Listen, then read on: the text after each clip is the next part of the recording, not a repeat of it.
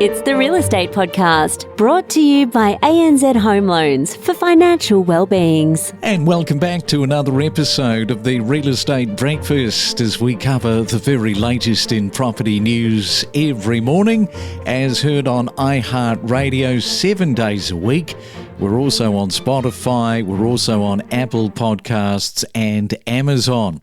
And Wednesday today, yes, June the 12th. I know. Yesterday you thought that you were living in the future when I mentioned it was the 18th of June. Always someone to write in and to put me right, like Glenys did in Perth. Thank you for that, Glenys. Yes, I'm back on the right day and date.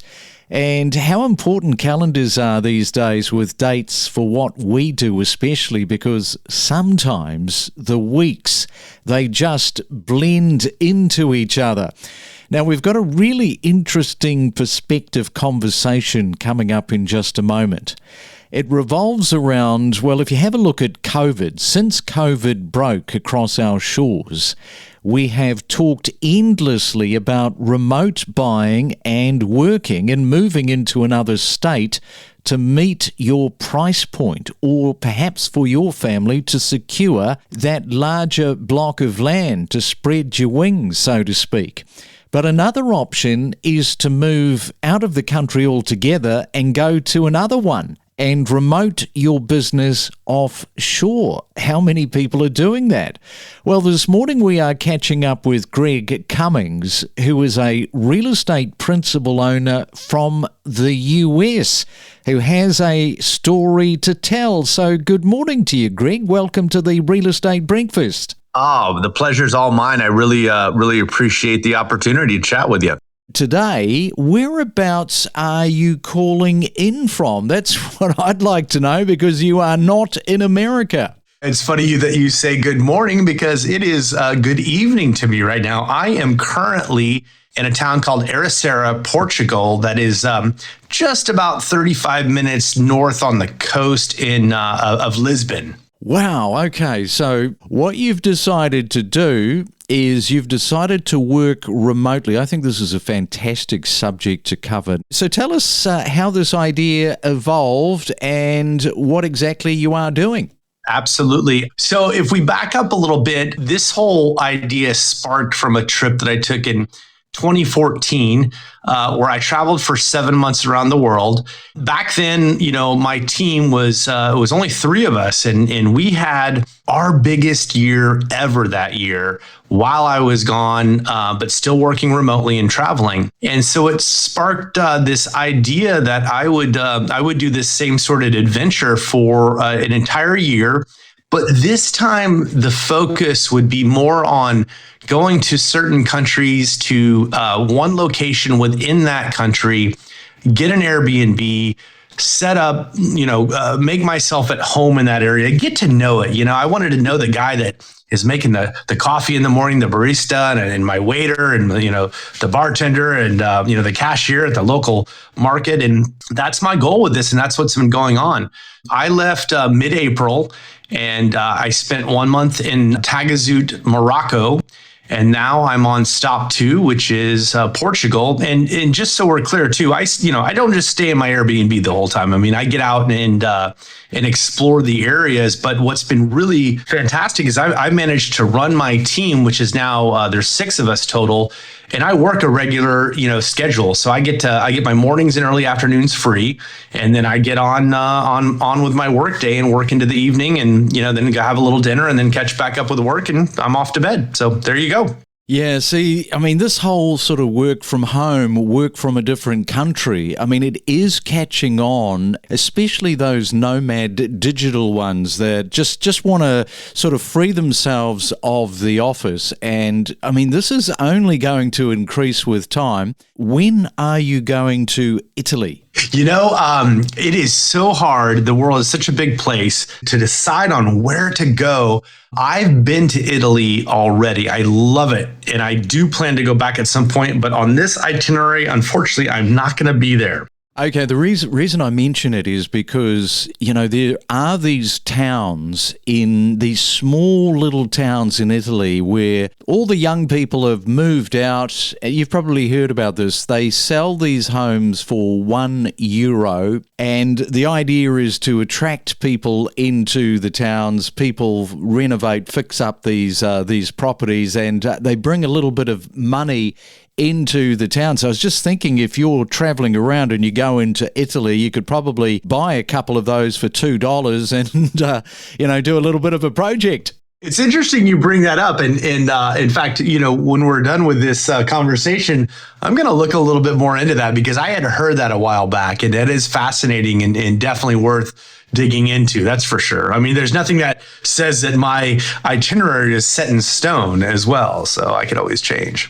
With some of these other countries that you are going to, just look that up because they might have a similar type of program. They might not be $1.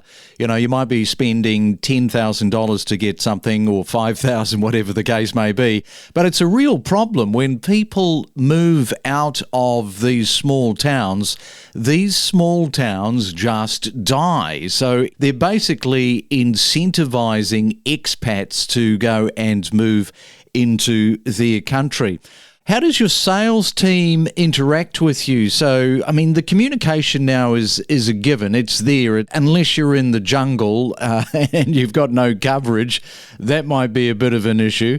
It could be that when you first move offshore, some of your team might get a little bit nervous, but then it probably all shakes down in the first month, did it? It sure did. In fact, obviously, there's all these little pluses that came out of COVID, right? And one of the things that we started back then when we weren't getting together in the office was we do, our lead generation, lead follow-up, whatever you want to call it, prospecting, some people call it. We started doing that daily on Zoom together. And now we don't get on and start talking with each other, but it's sort of an accountability, if you will. Hey, I know they're doing it, he's doing it, et cetera. And it keeps us on schedule to, get the most important activity of the day done, which is making sure, our clients and referrals are, being contacted and being, and having us reach out to them to check on, their real estate needs. So we've been doing that with me even abroad. It's the time zones of Morocco and Portugal are such that at roughly 6 o'clock in the evening, I'm on with them for an hour and a half. And then on Wednesdays, we started doing one-on-one calls. So I have a one-on-one call with each team member. And then we do a team meeting as well for 45 minutes and just, touch base, which is something we've done for a while. Needless to say, we've actually been in almost more regular contact when I'm there, other than not being in person. That's the only thing. Yeah, I just wonder, and correct me if I'm wrong, but I'm wondering whether this has an upside. And what I mean by that is that there is this focus, this intense focus that when you are on a Zoom call, when you are talking as a group, or when you are having those one-on-one conversations, whether or not there's more of this focus because you are not in San Diego, you're not in the US, whether there is more of a concentrated focus and that has an upside. Yeah, I would agree to that from the perspective of I'm at this point in my career. I've been doing this actually. I'm teaching. I'm going into my 20th year now. I just got into. I know we said 18 years, so 19 years completed. Going into my 20th year. I just turned 50, and there's this part of me that really wants to turn more into, a mentor and a coach. And that's a lot of what this has turned into is really being more focused on their growth and helping them. I even want more of that. I mean, we've got this one day that we're meeting, and I would like to carve out more time to focus on that, because at the end of the day, that's what I feel like I've been put on this planet to do, is to teach and help others. So it really is it's been a very fantastic sort of turn in my career that I think is going to lead down the path of being more focused on business coaching. Now, if you would like to ask a question, you might be a real estate person listening to the podcast, or a non-real estate person. If you've got a question for Greg that you would like to ask, don't be shy in coming forward and asking questions, because you might have one or two of them.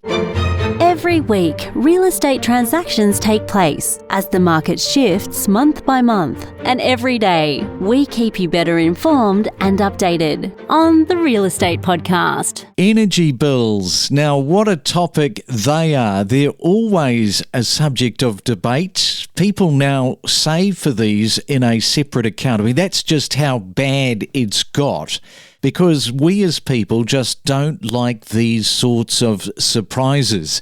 And the ABC ran a story the other day about a Sydney woman who was shocked to receive a very large gas bill for her vacant, that's the key word, vacant Sydney home. Now, she had noticed that her Summerhill property had been billed while empty for renovations.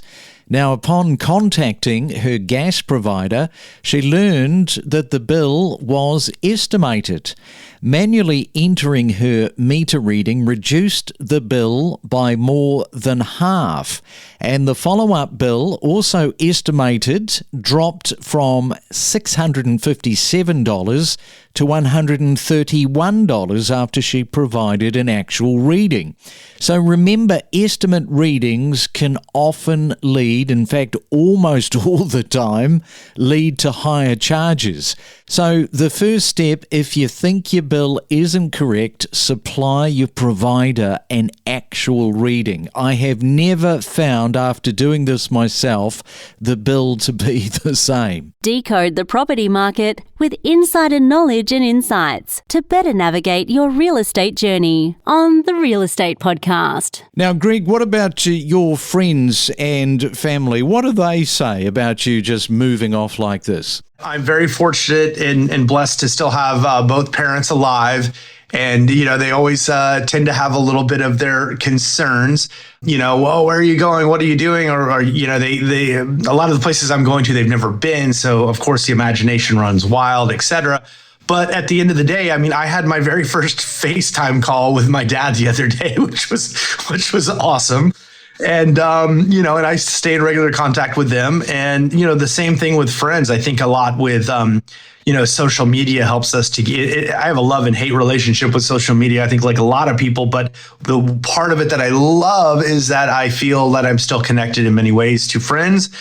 And then you top that off with, I do have some friends actually coming to meet me while I travel. So it's all really working out. And one last thing I'll add is I do have 2 stops in the U.S. planned to touch base. I will actually do a client party that we do every year in September. So I'll be back for that, and then I'll be back for the holidays as well. Okay, fantastic. Well, go safe, because I guess one of the things is always security.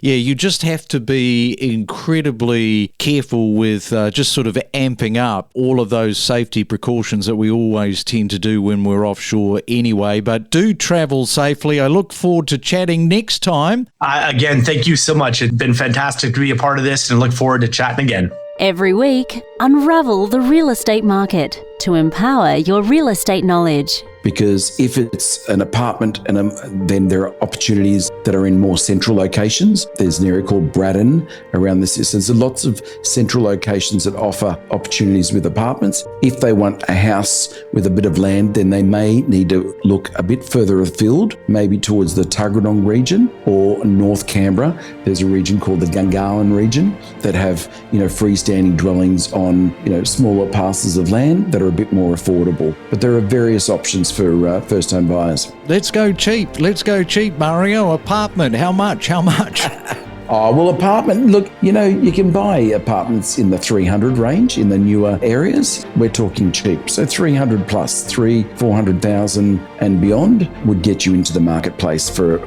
something. We connect you to the best real estate information across Australia. The Real Estate Podcast.